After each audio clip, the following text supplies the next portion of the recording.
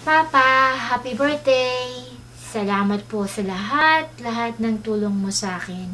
Sa aming mga anak mo, tsaka sa mga apo mo. Salamat talaga, Papa.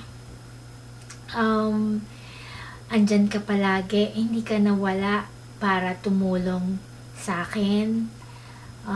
Yung mga panahon na kailangan ko ng tulong at gabay, hindi ka nawala sa tabi ko. Andyan ka palagi para takbuhan, sumbungan, at hindi ka nawala para magbigay ng payo. So, ikaw lang, Papa, ang inspirasyon ko para abutin ang mga pangarap ko sa buhay. So, to the best father in the world, happy birthday!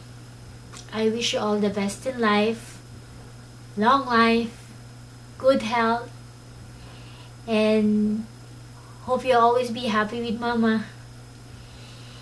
And ngayon, na magre-retire ka na, sana that means more time with Mama or more time sa mga manok mo. And anyway, that only means more sabong to come. Sana maging champion ka palagi. Don't forget our mga balato. Happy birthday! I love you!